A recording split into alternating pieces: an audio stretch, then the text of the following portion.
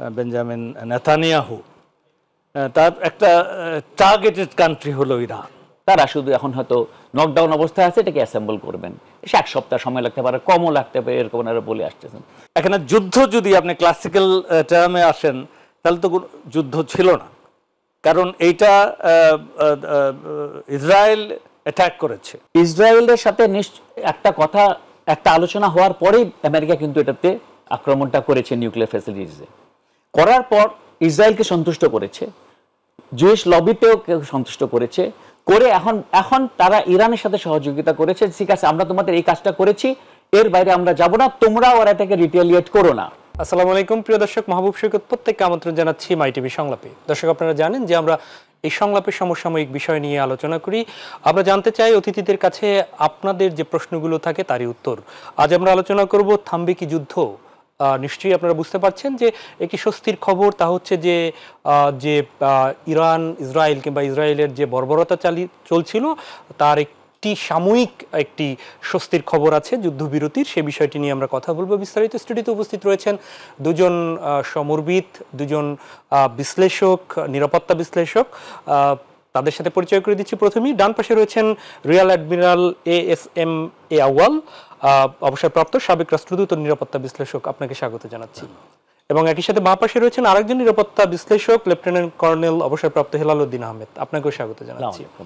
আমি প্রথমেই ASM আউয়াল আপনার কাছে একটু যাই। সেটি হচ্ছে যে আমরা যুদ্ধ বিরতি দুটো বিষয় একটু বুঝতে চাচ্ছি। সেটি হচ্ছে বিরতি মানে তো বন্ধ না নিশ্চয়ই, তো বিরতিটা আসলে করলো কে, দিল কে, এবং কিভাবে এই বিরতিটা কার্যকর হলো এটি একটু বুঝতে চাচ্ছি। যুদ্ধবিরতির নায়ক কি ট্রাম্প? জি, ধন্যবাদ। এখন বিরতি কে দিল এটা জন্য আপনাকে বুঝতে হবে যে আপনি কাকে প্রশ্ন জিজ্ঞেস করছেন, কারণ আপনার যে সংঘাতটা এটা তো অনেক দিনের একটা সংঘাত। ইসরায়েলের সাথে পার্টিকুলারলি ইরানের যে ইয়েটা, সেই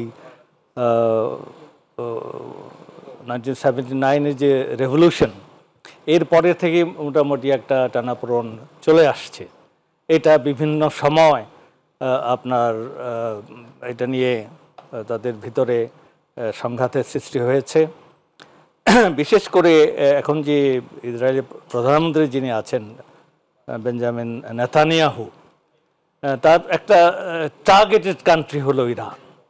সেই 1995 থেকে ওনার একটা বয়ান শুরু হয়েছে যে ইরান, 1995-এ নেতানিয়াহু ছিলেন ন্যাসেটের একজন MP। তো তখন তার ছিল যে তার এস্টিমেট ছিল যে ইরান 3 থেকে 5 বছরের ভিতরে নিউক্লিয়ার পাওয়ার হয়ে যাবে। সেই একই বয়ান ইনি বিভিন্ন সময় ইউজ করেছেন যখন ক্ষমতায় বিভিন্ন সময় এসেছেন। তার ভিতরে সবচেয়ে বেশি এটা নিয়ে উনি করেছেন যে জাতিসংঘের সাধারণ পরিষদে যখন বক্তৃতা দিতে যেতেন, আপনার নিশ্চয়ই মনে আছে, একটা কার্টুন নিয়ে যেতেন যে how Iran is close to becoming nuclear power. তো এইভাবে এই যে ইরানের যে নিউক্লিয়ার পাওয়ার, তাদের যে শান্তির জন্য যে পারমাণবিক পরিকল্পনা, এটা তো ইরান NPTর সদস্য, IAEA সদস্য, সেই হিসাবে তারা করে যাচ্ছিল। আর ইরানের অভিযোগ এবং আমেরিকান অভিযোগ যে না, এরা আলটিমেটলি তারা একটা নিউক্লিয়ার পাওয়ার হবে, এবং তাদের নেতৃবৃন্দের যে ধরনের হুঙ্কার তারা দেয়, যে ধরনের থ্রেট তারা দেয়, যে ডাউন উইথ দ্য ইসরায়েল, এবং ইসরায়েলের কোনো অস্তিত্ব আমরা রাখতে চাই না, এবং ইসরায়েলকে একটা রাষ্ট্র হিসাবে তারা স্বীকার করে না। এই কনটেক্সটে হলো যে এই নিউক্লিয়ার পাওয়ারের উদ্দেশ্য হচ্ছে ইসরায়েলকে ধ্বংস করে দেওয়া। তো এই চলছিল, এটা চলতে চলতে তো এই সংঘাতটা শুরু হয়ে গেল। তো যেখানে আপনার হলো যে এখানে যুদ্ধ যদি আপনি ক্লাসিক্যাল টার্মে আসেন তাহলে তো যুদ্ধ ছিল না, কারণ এইটা ইসরায়েল অ্যাটাক করেছে। এদের প্রিএমটিভ অ্যাটাক, তাদের একটা মনে হয়েছে যে ইজ ভেরি ক্লোজ টু ইয়া। আর এই যে অ্যাটাকটা করলো, এটা তো কোনো ডিক্লেয়ার কোনো যুদ্ধ না, তাদের হলো উদ্দেশ্য হলো যে ইরান তার সেই ন্যারেটিভ, এই যে 1995 সালে যেটা শুরু হয়েছিল 3 থেকে 5 বছরের ভিতরে ইরান পারমাণবিক শক্তি অর্জন করবে, সেটা আস্তে আস্তে কমতে কমতে হয়ে গেল যে এটা একদম ইমিডিয়েটলি এটা there on the brink of becoming a nuclear power. তো এই কনটেক্সটে তারা অ্যাটাক করলো। আবার এই অ্যাটাক করার জন্য ইউজ করলো আপনার IAEA, তার যে ডাইরেক্টর জেনারেল রাফায়েল গ্রসি, তাকে সাংঘাতিকভাবে একটা ম্যানিপুলেশনের ভিতরে ফেলে সে নিজেও এই ষড়যন্ত্রের সাথে গেছে।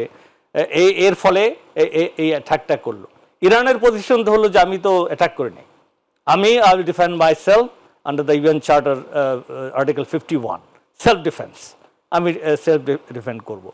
যার ফলে দ্য হেগ কনভেনশন আছে যেটা for declaration of war and hostilities, ওইটা অনুযায়ী কিন্তু কোনো ওই ধরনের ডিক্লেয়ার যুদ্ধ হয় নাই। এর সাথে আবার আমেরিকাও জয়েন করলো একটা স্পেসিফিক টার্গেটেড আপনার attack on the nuclear facilities. তো এখন এই ঘটনার পরিক্রমা সবাই চাচ্ছিল যে একটা অফ র্যাম, এটা বেরিয়ে আসা। তো বেরিয়ে আসার জন্য ডোনাল্ড ট্রাম্প তার যে যুদ্ধে যাওয়াটা, মানে এই সংঘাতের ভিতরে জড়িয়ে যাওয়াটা, এটাও যেমন ড্রামেটিক, আবার সেই রাত্রেবেলা উনি সোশ্যাল ট্রুথে এসে বলে দিলেন সিজ ফায়ার। তারা ইসরায়েল এবং ইরান দুজনেই আমার কাছে এসছে, দ্যাট ইজ সিজ ফায়ার নাও। তো উনি ঘোষণা করলেন, আর সেটা আপনার ইরানের গলা দিয়ে ঢোকানো হলো, সেটা ইসরায়েলের তারা অ্যাকসেপ্ট করলো। এবং ইরান তার যে একটা মানে শক্তিশালী পজিশন, এন্ডিং উইথ স্ট্রেংথ, সে অনুযায়ী ইসরায়েলের যে অ্যাকসেপ্টেন্স ঘোষণা, তার 2 ঘন্টা পরে in fact Iran has accepted the cease fire yeah. তো ইরানের পজিশন হলো যে cease fire has been imposed on Israel, মানে তার কোনো ইয়ে না, তার কোনো ইয়ে না, এই জন্য যে আমি আত্মরক্ষা করছি, আমার অন্যায়ভাবে আমাকে অ্যাটাক করা হয়েছে এবং এটা ইম্পোজ করা হয়েছে, সিজ ফায়ারটা ইসরায়েলের উপর ইম্পোজ করা হয়েছে। আর ডোনাল্ড ট্রাম্প হলো যে আমি Donald J Trump, seize fire from now onward আমি ডিক্লেয়ার করলাম। জি, আপনার কাছে ফিরবো আমি, লেফটেন্যান্ট কর্নেল অবসরপ্রাপ্ত হেলাল উদ্দিন আহমেদ। আপনার কাছে একটু আসি, সেটি হচ্ছে একদম সুনির্দিষ্টভাবে জানতে চাই, সেটি হচ্ছে যে আসলে বিহাইন্ড দ্য সিন এই সিজ ফায়ার বলেন অথবা যুদ্ধবিরতি বলেন, এর পেছনের কলকাঠিগুলো আসলে কিভাবে হয়েছে, কে নেড়েছে? একদম ট্রাম্পের দেশই তো ইরানের উপরে আবার আক্রমণ করেছিল, তো সেই আবার কিভাবে যুদ্ধবিরতির ঘোষণা দিল, এর পেছনে কারা কারা কাজ করেছে, কিভাবে এটি হলো? ধন্যবাদ। আমি আওয়াল স্যারের ওখান থেকে আমি প্রেক্ষাপটটা নিয়ে আপনার প্রশ্নের উত্তরটা আমি দেওয়া শুরু করি। ইসরায়েল আর ইরানের মধ্যে কিন্তু নিজেদের মধ্যে সংঘাতটা অনেক পুরানোই, জুদের সাথে শিয়াদের বা মুসলমানদের। এছাড়াও ইরান সবসময় পার্সিয়া হিসাবে বা পারস্য হিসাবে ওনারা কিন্তু অনেক এলাকা নিয়ে জুড়ে ওই দেশে ছিলেন, ওই এলাকায় ছিলেন, যে জন্য আমরা বলি পার্সিয়ান গালফ বলি ওই জায়গাটাকে আমরা। এখন এই পার্সিয়ান গালফ থেকে শুধু ইরানের মধ্যেই পার্সিয়াটা এখন মাত্র সীমাবদ্ধ হয়ে গেছে, কিন্তু এই এরিয়াটা অনেক রিচ এবং সবসময় ওয়েস্টার্ন পাওয়াররা চেষ্টা করেছে, ইভেন আফটার প্রথম বিশ্বযুদ্ধের পরের থেকে ওনারা চেষ্টা করে আসছেন যে এই রিচ এরিয়াটাকে কিভাবে তারা তাদের আয়ত্তে আনতে পারে, এবং অনেকভাবে তারা চেষ্টা করে আসছে, কিন্তু এই পর্যন্ত এটাকে নিজেদের নিয়ন্ত্রণে আনতে পারে নাই। কারণ হইল যে পার্সিয়ানরা বা পারস্য যে জাতিটা আছে, এনারা কিন্তু যথেষ্ট শক্তিশালী এবং রেভলিউশনিস্ট, এনারা কোনোদিনই দমে থাকেন না, যার কারণে কোনো না কোনো অজুহাতে সবসময় এদেরকে নিপীড়িত করার চেষ্টা করেছে এবং তারা ঠিক ঘুরে দাঁড়িয়েছে। বর্তমান প্রেক্ষাপটেও ইসরায়েল বলে যাচ্ছে, ওয়েস্টার্নরা বা ওনারা বলে যাচ্ছেন, ইউরোপিয়ানরা বলে যাচ্ছেন যে ইসরায়েলের কথা অনুসারে ইরানের কাছে পারমাণবিক অস্ত্র তৈরি করার মতো সমস্ত প্রস্তুতি কমপ্লিট, তারা শুধু এখন হয়তো নকডাউন অবস্থায় আছে, এটাকে অ্যাসেম্বল করবেন, সে 1 সপ্তাহ সময় লাগতে পারে, কমও লাগতে পারে, এরকম ওনারা বলে আসতেছেন। এই যে একটা জুজুবুড়ি ভয়টা দেখিয়ে তারা কিন্তু পৃথিবীকে এবং তার সাথে আইএইএ এর যে লেটেস্ট যে সাবমিশনটা সব কিছু মিলিয়ে একটা ছক তৈরি হয়েছে যে ওদের উপরে অ্যাটাক করতে পারে। ইসরায়েলের কিন্তু কোনো দিনই ইরানের যে স্টকপাইল আছে, তাদের যে যুদ্ধ ক্ষমতা আছে, স্টেইং পাওয়ার, তার সাথে ইসরায়েলের কোনোদিন সমতা আসবে না। ইসরায়েল হয়তো হাইটেকে অনেক ভালো, হয়তো আমেরিকার সাহায্যে তাদের যুদ্ধ বিমান ভালো, তাদের সমস্ত কিন্তু এত স্টকপাইল এত বেশি নাই, অনবরত আমেরিকার সাপোর্টে কিন্তু তারা এই যুদ্ধটা এখন চালিয়েছে। জি, না সেটি আমরা হয়তো গত 2-3 দিন আমরা শুনছিলাম বিশ্লেষকদের কাছ থেকে। আমরা যেমন কাতারের সহযোগিতা কিংবা মধ্যস্থতায় এই যে যুদ্ধবিরতির যে বিষয়গুলো হঠাৎ করেই শুনলাম হলো, নিশ্চয়ই তো এক ঘোষণায় হয়নি, এর পেছনে তো অনেকে কাজ করেছিল। ওইখানে আসছিলাম আমি, না আমাদের সময়ের মধ্যে একটু সেই বিষয়গুলো কভার করলেই ভালো হবে। আচ্ছা, আমি একটু অল্প করে বলি তাহলে। আমেরিকাকে যুদ্ধে টেনে এনেছে ইসরায়েল। ইসরায়েলের সাথে একটা আলোচনা হওয়ার পরেই আমেরিকা কিন্তু এটাতে আক্রমণটা করেছে নিউক্লিয়ার ফ্যাসিলিটিসে। করার পর ইসরায়েলকে সন্তুষ্ট করেছে, জুইশ লবিতেও সন্তুষ্ট করেছে, করে এখন তারা ইরানের সাথে সহযোগিতা করেছে, ঠিক আছে আমরা তোমাদের এই কাজটা করেছি, এর বাইরে আমরা যাব না, তোমরা ওরা এটাকে রিটেলিয়েট করো না। ওনারা কিন্তু দেখবেন খুবই নাটকীয়ভাবে খুব স্বল্প রিয়াকশন করে কিন্তু জিনিসটাকে দমিয়ে দিয়েছেন। ইরানের কিন্তু অনেক ক্ষমতা ছিল যে আরো অনেক আমেরিকান বেজে অ্যাটাক করার মতো, কিন্তু ওনারা করেন নাই, সিম্বলিক কিছু অ্যাটাক করেছেন, করে দিয়ে ট্রাম্পকে একটা সুযোগ দিয়েছেন এটাকে দুজনের মধ্যে প্যাসিফাই করার জন্য। কারণ আমি মনে করি ইসরায়েলের আর যুদ্ধ করার মতো শক্তি খুব একটা ছিল না, এবং ইসরায়েলই তার আপনার ট্রাম্পকে আমি বলবো যে বলেছে যে ভাই আমরা, কারণ ট্রাম্প ওনাকে 2 সপ্তাহ সময় দিয়েছিল যে 2 সপ্তাহের মধ্যে তোমরা এটা সেটেল করো, তা না করে 2 দিনের মধ্যে করলো কেন? তার মানে হলে Israel was having a lot of problem. এখন যে ছবিগুলি আসতেছে তাতে দেখা যাচ্ছে যে ইসরায়েলের কিন্তু অনেক ক্ষয়ক্ষতি হয়েছে, আর সহ্য করার মতো ওনাদের শক্তি নাই। ধন্যবাদ। জি, ধন্যবাদ। আমি আবারও এম এ আউয়াল, মিস্টার আউয়াল আপনার কাছেই আসি আবার।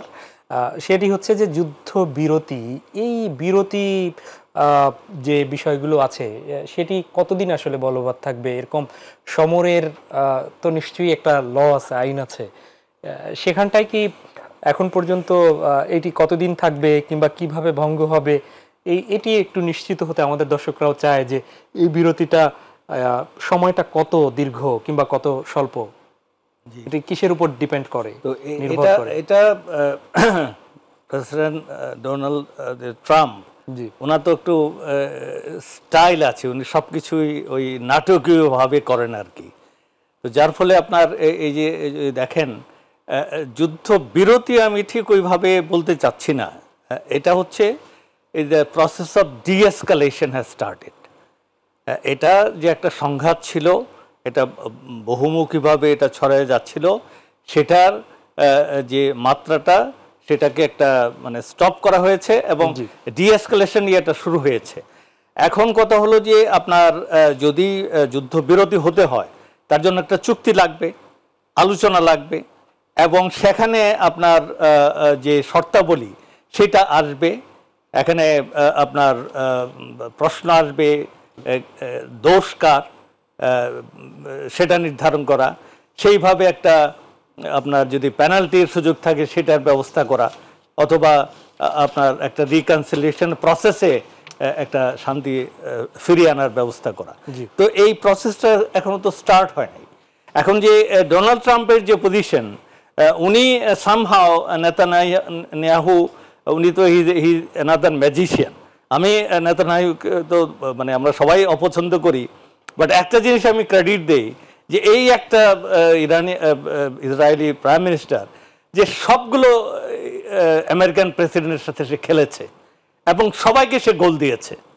তা এখন হলো মিস্টার ট্রাম্প, তো এখন ওনাকে তো এই তাকে একদম মানে খাতে ফেলে দিয়েছিল, তাকে যুদ্ধে জড়িয়ে ফেলা। উনি তো ওই G20 সম্মেলন ছিলেন, ওখান থেকে চলে আসলেন, বললেন যে না এখন একটা সামথিং বিগ ইজ হ্যাপেনিং, যেটা কি কোনো সিজফায়ার? নো, এটা সিজফায়ার না, ইট মোর দেন সিজফায়ার, তার চেয়ে বড় কিছু হবে। তো নেতানিয়াহু যেটা কনভিন্স করেছিল আপনার প্রেসিডেন্ট ডোনাল্ড ট্রাম্পকে কারণ প্রথম দিনের যে অ্যাটাক, 13 জুনের রাতের যে অ্যাটাক, দ্যাট ওয়াজ ডেভাস্টেটিং। একসাথে আপনার ইরানিয়ান আপনার সামরিক যে শক্তি প্রধান যারা আছেন, প্রায় 20 জনের মতো they were eliminated, including general Hossein Salami, আইআরজিসির যিনি চিফ ছিলেন, প্রধান, তারপরে আইআরজিসির যে এয়ারফোর্সের চিফ, উনি 20 জনকে এলিমিনেটেড। প্রায় প্রথম দিনেই তো 3-4 জন সায়েন্টিস্ট। সেটি তো প্রথম। জি জি, আমরা একটু বুঝতে চাই, সেটি হচ্ছে যে এই বিরতির যে জায়গাটি, বিরতির যে বিষয়টি, সেটি তো আপনি বলছিলেন আলোচনার মাধ্যমে হয়তো ঠিক হবে। এই বিরতির আওতায় কি, যুদ্ধবিরতির আওতায় কি গাজা বা প্যালেস্টাইন সেটিও আসবে? না, এখন মেইন ফোকাস যেটা, মানে এখানে মেইন অনুঘটক তো হলো আপনার প্রেসিডেন্ট ট্রাম্প। জি। আর যেটা থেকে শুরু হলো সেটা হচ্ছে আপনার এই যে যুক্তরাষ্ট্রের সাথে যে জেসিপিও যে চুক্তিটা ছিল, যেটা থেকে ট্রাম্প বেরিয়ে গিয়েছিলেন, সেটাকে আবার একটা চুক্তির ভিতরে ফেরত আনা। তো এটার জন্য ট্রাম্প একটা সময় বধিয়ে দিয়েছিলেন যে, মানে আগে একটা চুক্তি ছিল, হ্যাঁ, ওই যে জেসিপিও যেটা আমেরিকা এবং ইরানের ভিতরে ছিল, যার মাধ্যমে তারা পিসফুল নিউক্লিয়ার প্রোগ্রাম চালাবে এবং এই জন্য ওই স্যাংশন রিলিফ পাবে। এটা তো 2018-তে বেরিয়ে গেলেন ট্রাম্প প্রথম তার প্রেসিডেন্সিতে। এখন যেটা হয়েছে যে আপনার আবার একটা আলোচনা চলছিল, আপনার 6 রাউন্ড আলোচনা হয়েছে, 7 রাউন্ড যেটা আপনার ওই নেক্সট যে রোববার ছিল, ওই দিন এটা শিডিউল ছিল।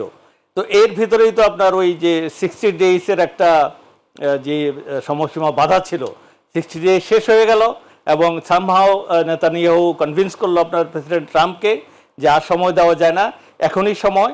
তখনই ওই যে 13 তারিখে রাত্রে অ্যাটাকটা করলো।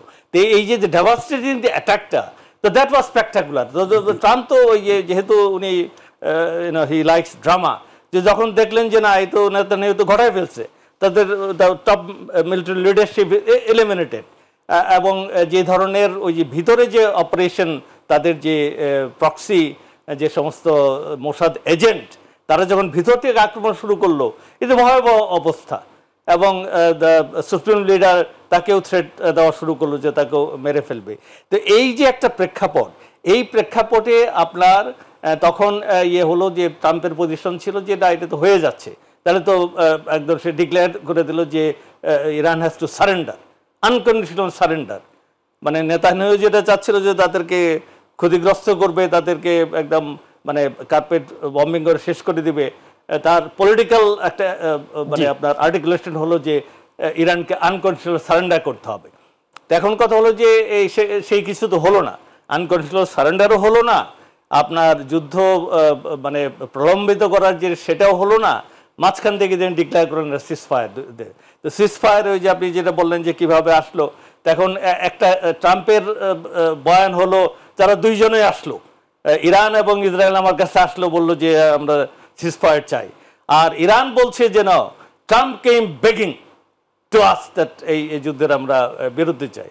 আর ইসরায়েল হঠাৎ করে তারা মাম হয়ে গেছে, এই সমস্ত আর কিছু বেরোচ্ছে না, কথাবার্তা। আমরা আলোচনায় ফিরবো নিশ্চয়ই এরপরে। মিস্টার হেলালুদ্দিন আহমেদ, আপনার কাছেও যাব। আমরা বুঝতে চাই যে হঠাৎ করে ট্রাম্প এই যে দ্রুত শান্তি ফিরে আসুক সেটি চাই, ইরানের সরকার পরিবর্তন নয়, এরকম কথা বলেছে, হঠাৎ করে ইউটার্ন কেন, সে বিষয়টিও দর্শক আমরা বুঝবো। তবে ছোট্ট একটা বিরতি থেকে ফিরে থাকুন আমাদের সাথে।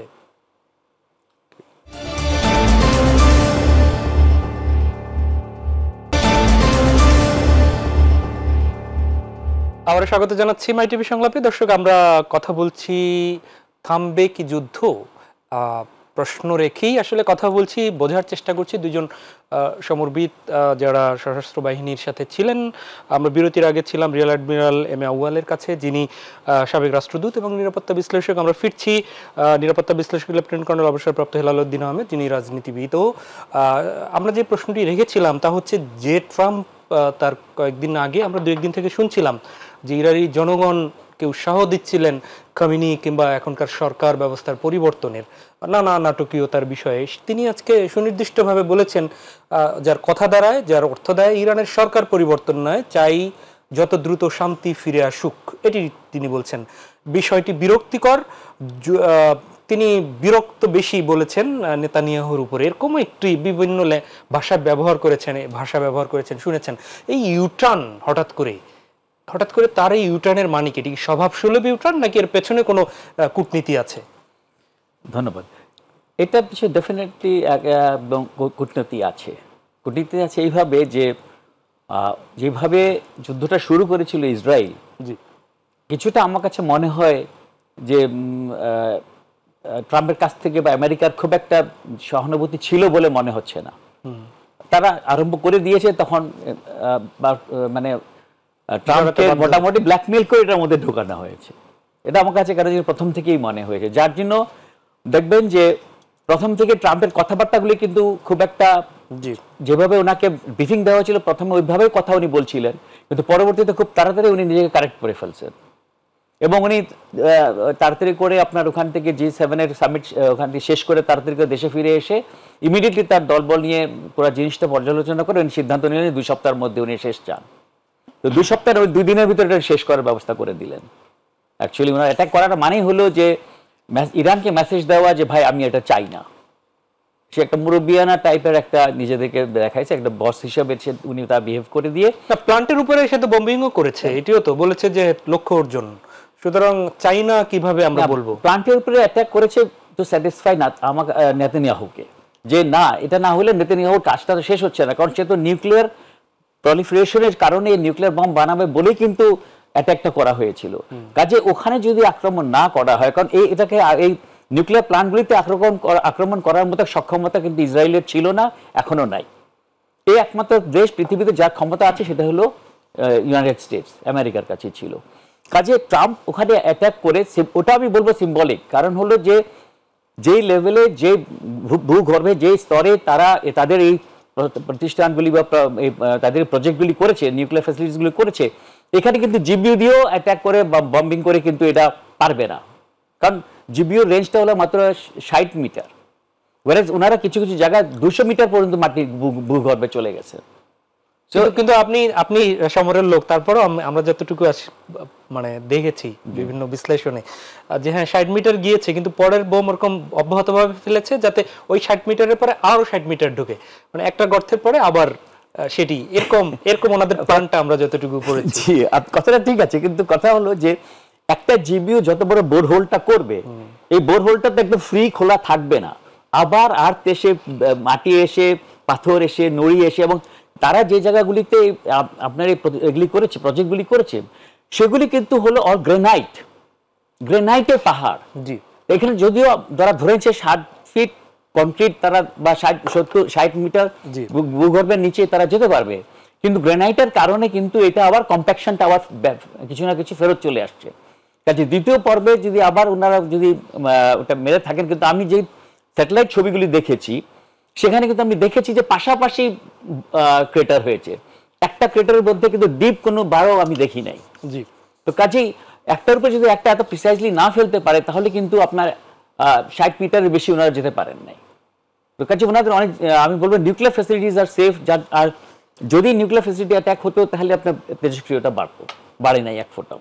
জি, থ্যাংক ইউ। আমি একটু যাই মিস্টার ইমানুয়েল আপনার কাছে, সেটি হচ্ছে যে দুটো বিষয়ে, প্রথমটি একটি ট্রাম্পকে ব্ল্যাকমেইল করে ঢুকানো যুদ্ধের মধ্যে আনা হয়েছিল বলে মনে করেন হেলাল উদ্দিন আহমেদ, এটি ওনার বিশ্লেষণ, আপনি কি তাই মনে করেন কিনা? আর এই যে এটিকে তিনি বলছেন সিম্বলিক ট্রাম্পের আক্রমণকে, দুটো বিষয়কে আমি একটু কোট করতে চাই, আপনার বক্তব্য শুনতে চাই। জি, আপনার ঘটনাটাগুলো এত তাড়াতাড়ি ঘটেছে, মানে 12 ডেজের ভিতরে আমেরিকান ইনভলভমেন্ট তো আরও কম সময়ের জন্য। তো আপনার ট্রাম্পের পজিশনটা আপনাকে দেখতে হবে, তার আমেরিকার যে রাজনীতি এবং ডোনাল্ড ট্রাম্পের যে পার্টি, তার যে পলিটিক্যাল ডিসকোর্স, সেই দৃষ্টিকোণ থেকে তার কনস্টিটিউয়েন্সি হলো আপনার দুইটা। তার যে বেসিক প্রেসিডেন্ট ট্রাম্পের যে প্ল্যাটফর্মের উপর ভিত্তি করে তিনি ইলেকশনে জিতেছেন সেটা হলো মাগা, মেক আমেরিকা গ্রেট এগেইন। তো এই ম্যাগা যারা আছে তাদের একটা মূল বয়ান হচ্ছে যে আমরা আমেরিকাকে আর এই বাইরের কোনো যুদ্ধে এই পুলিশম্যান হিসাবে বিভিন্ন দেশে গিয়ে যুদ্ধ করা এগুলো আর করব না। এটা let it be hour only concern is the America first, সব কিছু আমেরিকা ভিত্তিক হতে হবে। ওই যে কংগ্রেস ওয়েমেন একজন, তার নাম কি গ্রিন, মিস গ্রিন, উনি একটা রেজলিউশন এনেছেন হাউসে। ওখানে তার হলো যে এই যে যাদের সাথে যুদ্ধ করা হচ্ছে, এই হুতি তো হামাস তো আপনার কি বলে আপনার এই সমস্ত গ্রুপ, তো এরা তো আমরা চিনি না হুতিকে ইয়েকে। আমাদের হলো আমি কিভাবে ভালো থাকবো, আমেরিকান হিসেবে আমি কিভাবে ভালো থাকবো। তো এই হলো একটা কনস্টিটিউয়েন্সি। আরেকটা গ্রুপ হলো আপনার নিওকন, যেটা বলে নিও কনজারভেটিভ, ওই আপনার senator Ted Cruz, Graham Lynch, এরা যারা আছে, তারপরে ফক্স নিউজের যে গ্রুপটা আছে, হ্যানেটি, এই যে গ্রুপটা আছে, এরা আবার হইল যে এই আপনার সেই জুনিয়র বুশকে they push into the Iraq war. তো তাদের হলো যুদ্ধ করতে হবে, যুদ্ধ করে অস্ত্র বিক্রি করা এবং ওই বিভিন্ন জিনিস দখল করা, তেল আছে বা যে এখন রিয়ার আর্থ মেটেরিয়াল, এগুলো নিয়ে আসা। তো এই হলো আরেক গ্রুপ। তো এই দুই গ্রুপের ভিতরে তাকে ম্যানুভার করতে হচ্ছে, যার ভিতর দেখেন যে একবার উনি বলছেন এক কথা, আরেকবার এই কথা। তার যে দুই কনস্টিটিউয়েন্সি, এই দুই কনস্টিটিউয়েন্সির ভিতরে হচ্ছে। যেমন এই গ্রাহাম লিঞ্চ এবং টেড ক্রুজ, এরা তো ফক্স নিউজে যায় বলছে যে president this is the time. এই যে আমাদের যে মধ্যপ্রাচ্যের বিস্ফোরা, তাদের বর্ণনায় হলো ইরান, এদেরকে শেষ করে দেওয়ার এটাই হচ্ছে মুখ্যম সময়। আবার এইদিকে যারা আছে স্টিভ ব্যানন, তারপরে আপনার ওই টাকার কার্লসন, এরা যারা এই মাগার যারা আপনার স্পোক্স পারসন অথবা ইনফ্লুয়েন্সার, এরা আবার there completely oppose to this group. তারা নিজেরাই তো ওই টেড ক্রুজ এবং কার্লসন তো দেখেছেন তারা ইন দ্য টেলিভিশন ডিবেট, তারা ডিবেট করছিল না যাওয়ার জন্য আর কি। টেড ক্রুজ বলছে না এখন অ্যাটাক করতে হবে, কার্লসন বলছে না এটা কি জন্য হবে। এই যে এই দুইটা গ্রুপের ভিতরে পড়ে তার ইয়েটা হচ্ছে। বাট বেসিক্যালি তার ওই ইসরায়েলের সঙ্গে তার হলো যে মানে সেটা এস্টাবলিশ হিসাবে ইসরায়েলের সঙ্গে তার থাকতে হবে, that is the American compulsion, তাদেরকে সাপোর্ট করতে হবে। এখন হচ্ছে যে how to deal with Iran, এই জিনিসটা এখন যদি প্রেসিডেন্ট ট্রাম্প সে যদি আপনার আলোচনাটা কনস্ট্রাকটিভভাবে শুরু করতে পারে এবং ইরান যদি it can play it's card properly, যদি একটা চুক্তি নিয়ে যদি বেরিয়ে আসতে পারে, তো that will be big win for Iran. তো আমি বলবো যে এখানে একটু বলি, সেটা হচ্ছে ইরানের প্রেসিডেন্ট বলেছেন যে এই যুদ্ধ বিরতি যেটি হলো সেটি মানে হচ্ছে ইরানের বিজয়। আপনি যেটি বললেন এটি উনি বলেছেন ইরানের প্রেসিডেন্ট। এখানে at this moment এটা হচ্ছে একটা it's a win win situation for all parties. Trump declare করেছেন যে আমি সিজফায়ার করেছি, লাইক ওই যে পাকিস্তান ইন্ডিয়ার ব্যাপারে উনি যেটা ক্লেম করেন যে আমি নিউক্লিয়ার ওয়ার থামিয়ে দিয়েছি। এখানে আপনার Netanyahu he is claim that তার হলো যে মানে ইসরায়েল ইতিহাসের সবচেয়ে বড় অর্জন করেছে, যে তারা এখন একটা বিশ্ব শক্তির পর্যায়ে চলে গেছে। আর ইরানের পজিশন যে হলো তো আমরা তো সবকিছু ব্যর্থ করে দিয়েছি। অনেক ধন্যবাদ। তো এই যার পজিশন থেকে there is an off frame for everybody, it's an unique thing। তো এই জন্য আপনি ডোনাল্ড ট্রাম্পকে যতই দূর দেন না কেন, কিন্তু তাকে এটার জন্য ক্রেডিট দিতে হবে যে he has created this situation. উনি এটা প্রবলেমের পার্ট ছিলেন, আবার সলিউশনের একটা পার্ট তিনি হচ্ছেন। Thank you. সলিউশনের একটা পার্ট তিনি হচ্ছেন, এটি বলছেন আপনারা আপনাদের বক্তব্যে। ঠিক দুই একদিন আগে সৌদি আরবের পক্ষ থেকে বলা হয়েছিল যে বিশ্ব শান্তির জন্য ট্রাম্পকে নোবেল দেয়া যেতে পারে, এরকম আপনারা শুনেছেন। তাহলে বিষয়টি কি এরকম যে আগে থেকেই জানতো যে ট্রাম্প এটি সমাধান করবে এবং তার জন্য শান্তির জন্য আমরা সারা বিশ্ব তাকে বাহবা দিব এবং নোবেল এসে তাকে দেয়া হবে, এরকম কি একটি ক্রিয়েট করার বিষয়? ঠিক তা না, কিন্তু প্রত্যেকটা কার্যক্রম বিশ্বজুড়ে যেগুলি হয় কিছু না কিছু পরিকল্পিতভাবেই হয়। এবং পরিকল্পিতভাবে কাতার থেকে ট্রাম্পের এই যে আপনার এয়ারক্রাফট নিয়ে সৌদি আরবে আশ্রয় দিল, তারা রাখলো, তারা ইরানকে সহযোগিতা করলো না মুসলিম বিশ্ব হিসেবে, তখন আগে থেকেই তারা বলে দিল যে শান্তির জন্য ট্রাম্পকে নোবেল দেয়া যেতে পারে। হ্যাঁ, এখন এটি তো তখনও তো যুদ্ধবিরতি কার্যকর হয়নি, তারা কিভাবে আগেই বুঝলো যে এরকম একটা কিছু ঘটতে এই ধরনের কথা কিন্তু পাকিস্তানের সেনাবাহিনী প্রধানও বলেছেন ওনার সাথে মিটিং করে এসেই, যে ওনাকে শান্তি পুরস্কার দেওয়া যেতে পারে। তো কাজেই এটা নিয়ে হয়তো আরো গবেষণা চলছে, এবং গবেষণা চলছে বলেই আরো কিছু লোকজন এই নিয়ে বিশ্ব নেতারা বা আমাদের মিডল ইস্টের নেতারা এই কথাটা বলছেন, হয়তো আরো ভবিষ্যতে আরো শুনবেন। ইউরোপ সফরে মনে হয় খুব সম্ভবত যাচ্ছেন ডোনাল্ড ট্রাম্প। সেখানে তিনি বলেছেন যাওয়ার প্রাককালে যে নেতানিয়াহু বিশ্বাসঘাতকতা করেছে, এটি হচ্ছে তার কোট। এটির মানেটা যদি আপনাদের কোনো বিশ্লেষণ থাকে একটু কাইন্ডলি বলুন। আমার ব্যক্তিগত বিশ্লেষণটা হলো ওভারঅল সিচুয়েশন দেখে এবং যা ঘটলো এবং তার পরিণতি দেখে, যে অনেক কিছু বিষয় ইসরায়েল বা নেতানিয়াহু বা তাদের যে গোয়েন্দা সংস্থাগুলি সঠিক চিত্র দেয়নি, যার কারণে হয়তো ট্রাম্প কিছু গ্রিন সিগন্যাল ওনাদেরকে আক্রমণটা করার জন্য দিয়েছিল। এবং যেভাবে প্রতিরক্ষা ব্যবস্থা ইসরায়েল নিজেকে প্রজেক্ট করেছিল, আসলে কিন্তু সেই প্রতিরক্ষা ব্যবস্থা, তাদের বিশেষ করে আকাশ প্রতিরক্ষা ব্যবস্থা কিন্তু একেবারে ভেঙে পড়েছিল মোট। এবং ইসরায়েল আপনি আস্তে আস্তে আরো দেখবেন যে সকল ফুটেজ যখন আসা শুরু করবে ইসরায়েল থেকে, তখন বুঝতে পারবেন যে কি পরিমাণ ক্ষয়ক্ষতি কিন্তু ইসরায়েলের হয়েছে। হাইফা তাদের একটা বিরাট বড় টেক শহর, এবং এটা অনেক ওদের জন্য খুব ইম্পর্টেন্ট একটা শহর। এই শহরটা কিন্তু প্রায় ধ্বংসপ্রাপ্ত হয়ে গেছে। অনেক ভালো ভালো প্রতিষ্ঠান ওখানে, এবং ওনাদের আমি বলবো যে প্রজেক্ট এরিয়াসগুলি যেখান থেকে তারা এই সকল কাজ নিয়ন্ত্রণ করছে, সেগুলি কিন্তু ধ্বংসপ্রাপ্ত হয়েছে। জি, আমি আপনার কাছে আবার একটু ফিরি আউয়াল। সেটি হচ্ছে যে খুব একদম এক কথায় শুনতে চাই যে ইরান এবং ইসরায়েল এর মধ্যে নিশ্চয়ই কাছাকাছি, ইসরায়েল আমাদের যুক্তরাষ্ট্রের সাথে সম্পর্ক তো ইসরায়েলের নিশ্চয়ই, ইসরায়েল আগানো যুক্তরাষ্ট্রের। ইরান ট্রাম্পের কাছে ইরান প্রাধান্যের জায়গায় নাকি ইসরায়েল প্রাধান্যের জায়গায়?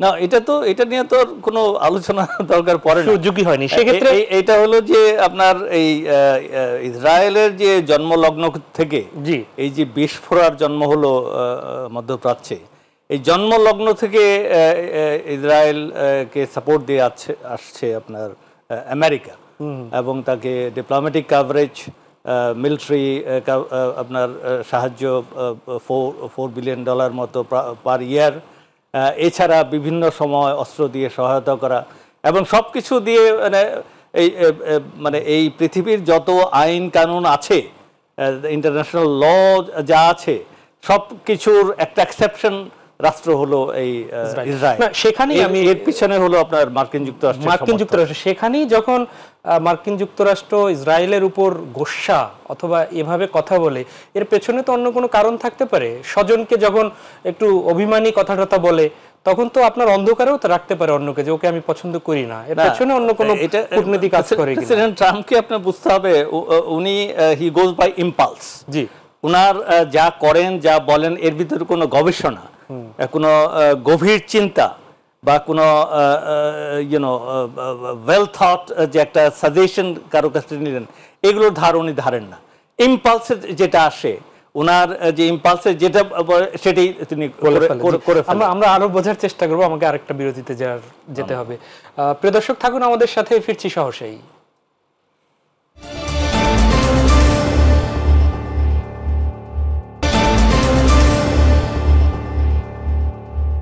আবার স্বাগত জানাচ্ছি মাই টিভি সংলাপে। দর্শক, আমরা কথা শুনছিলাম বিরতির আগে রিয়াল অ্যাডমিরাল এম এ আউয়াল আপনার কাছ থেকে। আমরা ফিরছি লেফটেন্যান্ট কর্নেল অবসরপ্রাপ্ত হেলালুদ্দিন আহমেদ আপনার কাছে। আমরা একটু জানতে চাচ্ছি তা হচ্ছে যে যতটা দেখেছি যে এই ইরানের শুরুর দিকে যে ক্ষতি, সেই ক্ষতি ঘরের শত্রু ঘরে বসেই যে বিভীষণ, সেই জায়গায় আসলে ইরান কতটুকু এটি আবার রিঅ্যারেঞ্জ কিংবা এই ভুল থেকে শিক্ষা নিবে। আকাশ প্রতিরক্ষার ক্ষেত্রেও আমরা দেখেছি তাদের কিছুটা দুর্বলতা আছে। এটি এটি তারা কতটুকু বা নিজের সক্ষমতায় কি সেগুলো তারা পরিপূর্ণ করতে পারবে মনে হয়, না হলে তাদেরকে কে এগিয়ে আসবে এই সহযোগিতা করতে? ধন্যবাদ। প্রথম যে আপনার প্রশ্নটা করলেন, এটা দুটো অংশ আপনার প্রশ্নের। প্রথম অংশটা হলো যে ওরা ঘরের ভিতরে কিভাবে এই জিনিসটাকে বাড়তে দিল। আমার মনে হয় এটা একটা ওভারসাইট হয়েছে ওদের গোয়েন্দা সংস্থার থেকে, এবং এটাকে ওভারকাম করা খুব সহজ। অলরেডি তারা বোধহয় 76 জন অলরেডি গোয়েন্দা বা তারা তৎপরতা করছিল ইসরায়েলি বা মোসাদের হয়ে, তাদেরকে কিন্তু অলরেডি ধরেছে। তার মধ্যে কিছু তারা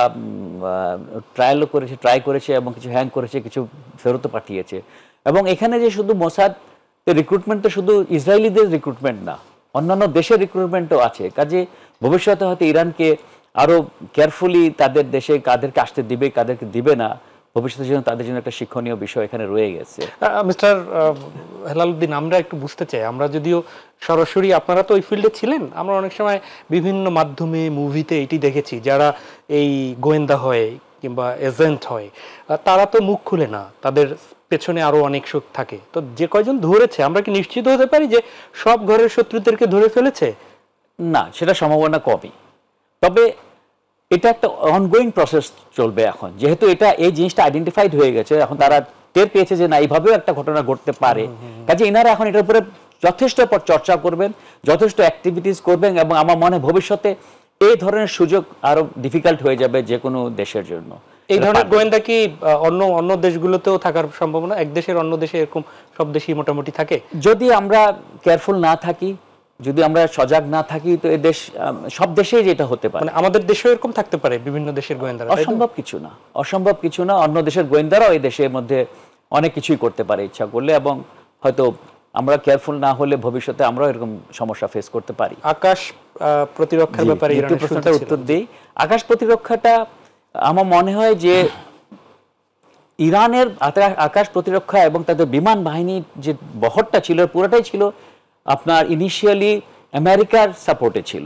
জি, তারা ওই এফ সিরিজের এয়ারক্রাফটগুলি দিয়ে তারা তাদের বিমান বাহিনীকে তৈরি করছিল। স্যাংশনের কারণে কিন্তু তারা আর এরপরে ওই সাপোর্টগুলি পায়নি। কাজে তারা ওই এয়ারক্রাফটগুলি আপগ্রেডও করতে পারেনি, আস্তে আস্তে ফেজ আউট হয়ে গেছে। এখন তাদের কাছে গোটা 200-র মতো বা 180 থেকে 200 মতো এয়ারক্রাফট আছে, যেগুলি অল আমি বলবো যে রাশিয়ান।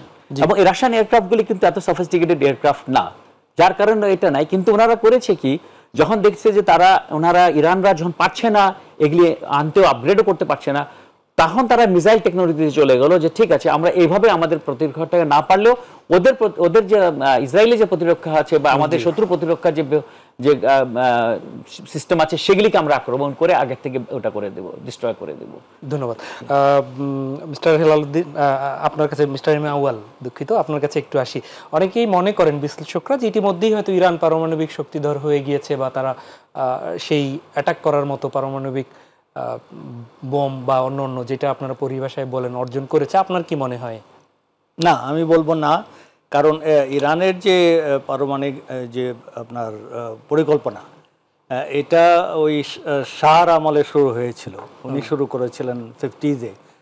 তারপরে আপনার ওই খোমেনি এটাকে অ্যাডপ্ট করেন, এবং এরপরে আস্তে আস্তে তারা এগিয়ে এসছে।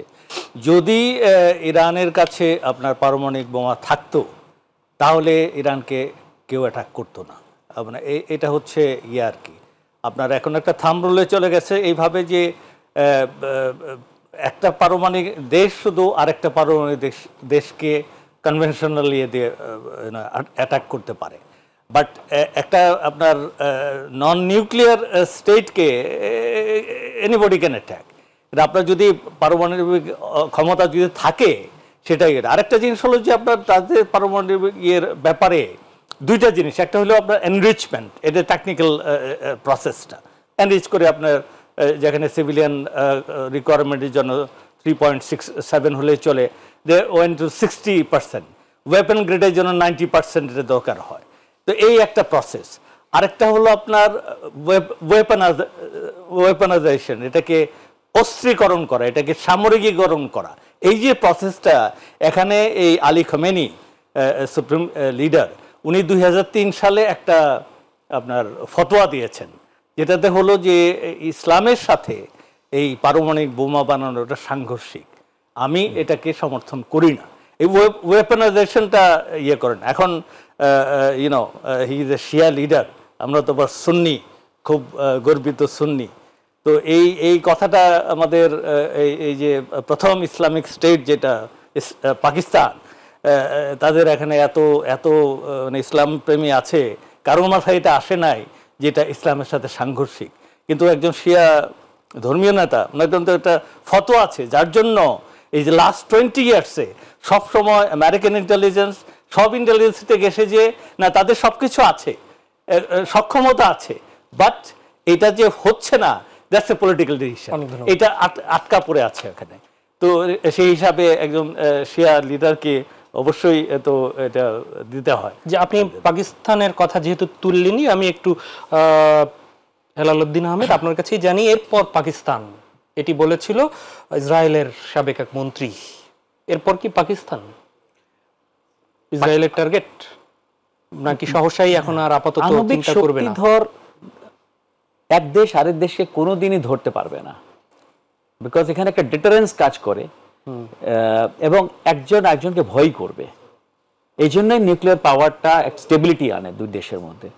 ইসরায়েলও যেহেতু তাদের কাছেও না বলা আণবিক মানে বোমা আছে, আর পাকিস্তানের কাছে ডিক্লেয়ার্ড এনপিটি ট্রিটি করা এবং সবকিছু, না ওরা এনপিটি করে, এটা ট্রিটি করে নাই, কিন্তু ওনাদের কাছেও আণবিক বোমা আছে। কাজে আমি মনে করি না ইসরায়েল যেখানে ইরানের কাছে ধাক্কা খেয়েছে, সেখানে পাকিস্তানের কাছে এসে তারা বলে ফেলবে, বলতে পারে রিটরিক্স তো থাকতেই পারে, বাট পাকিস্তানকে নিয়ে খেলা এত সহজ হবে না ইসরায়েলের। জি, আমরা এর আগে প্রসঙ্গ এসেছিলাম, সেটা হচ্ছে যে এক দেশ নিজেদের, এক দেশ অন্য দেশের মধ্যে আসলে গোয়েন্দাগিরি করে অনেক ক্ষেত্রে। আমরা আমাদের দেশের, আমরা যদিও শান্তিপ্রিয় দেশ, কিন্তু আমাদের দেশে এ ধরনের গোয়েন্দা বৃত্তি হয় কিনা সেটি আসলে পর্যবেক্ষণের জন্য সক্ষমতা আমরা কতটুকু অর্জন করেছি? আমাদের যে বাহিনীগুলো আছে তারা কি এ ব্যাপারে সজাগ? আমাদের বাহিনী সজাগ, কিন্তু কার্যকর কতটুকু সেটা আমাদের বুঝতে হবে। না, আপনারা তো সর্বোচ্চ লেভেলের অনেক দায়িত্ব পালন দুজনেই করেছেন, সেজন্যই আমাদের এই প্রশ্নটা। আসলে সজাগ আছে কারণ আমরা জানি এ ধরনের জিনিস হতে পারে, এবং অনেক কিছু আছে যেটা পলিটিক্যাল গভর্নমেন্ট যে কারণে অনেক জায়গায় ওভারলুক করতে হয়। সবসময় যে আপনি সেনাবাহিনী থেকে হোক বা আমাদের যে গোয়েন্দা বাহিনী হোক, সব রিপোর্ট যে আমাদের পলিটিক্যাল সরকাররা গ্রহণ করে তাও কিন্তু না, কারণ এখানে একটা ব্যালেন্সিং অ্যাক্ট কাজ করে। তো কাজে ওই সুযোগটা অনেক সময় নেয়, যেহেতু ইরানকেও করতে হয়েছে, ইরান ভোট দিয়েছে ইন্ডিয়াকে, সেখান থেকে তারা তাদের লোকজন ঢুকিয়ে তাদের এই অ্যাসেটসগুলি নিয়ে গেছে। ড্রোন বানানোর জন্য যে ক্রেটসগুলি গেছে, ক্রেটসগুলি তো আমি দেখলাম শিফট ক্রেটস, এটা কিন্তু ট্রাকে বাসে করে গাড়ি করে আনে নাই। জি, ধন্যবাদ। আমি একটু মিস্টার আউয়াল আপনার কাছে ফিরি, সেটি হচ্ছে যে আমাদের ছোট্ট দেশ, চারিদিকে অন্য দেশও আছে, বঙ্গোপসাগর আছে, আমরা অন্যদের শান্তি রক্ষা করি।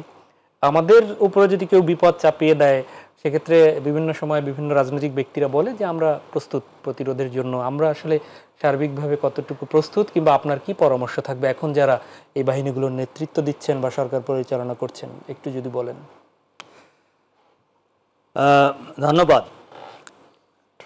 এই যে এখানে যে সংঘাতটা হচ্ছে মিডল ইস্টে, এটা থেকে যদি আমরা শিক্ষা নেই, সে ফর ইরান, জি, তাদের কিন্তু অনেক সমস্যা আছে। আপনি যেটা বললেন যে মোসাদ যেভাবে পেনিট্রেট করেছে ভিতরে, খুবই অ্যালার্মিং। আমি 2 মিনিট সময় দিতে পারবো। এছাড়া আপনার ভিতরে অনেক রাজনৈতিক সমস্যা আছে, লোকজনের অনেক অভিযোগ আছে, কিন্তু ওই র্যালিং পয়েন্ট যেটা 7000 বছর আগে ইতিহাস তারা গর্ব করে সেটা নিয়ে, সেটা তার ওন করে। পার্সিয়ান অগ্নি পূজা করতে এক সময়, যেটাই হচ্ছে সেই সংস্কৃতিটা এবং যে জাতীয় স্বকীয়তা, এটা তারা ওন করেছে থ্রুআউট 850 বছর। আপনার এই আমি আসলে বিস্তারিত শুনতে পারবো না, আমাদের প্রেক্ষাপটটা একটু যদি বলেন। তো সেই প্রেক্ষাপটে হলো যে যখন শুরু করলো তখন তো ডিক্লারিং রেজিম চেঞ্জ, এটা শুধু ধাক্কা দিলে এই মোল্লারা পড়ে যাবে। কিন্তু একটু পরে দেখা গেল যে না, it's a different thing. There is a difference between তাদের যে জনগণের যে রোষ আছে ক্ষমতাসীনদের বিরুদ্ধে, সেটা একটা, কিন্তু র্যালিং পয়েন্ট যেটা একটা জাতি হিসাবে যখন তারা দেখলো আমার দেশ আক্রান্ত হয়েছে, তখন সেই র্যালিং পয়েন্টে তারা এসে পতাকা নেচে সবাই এক হয়ে গেল।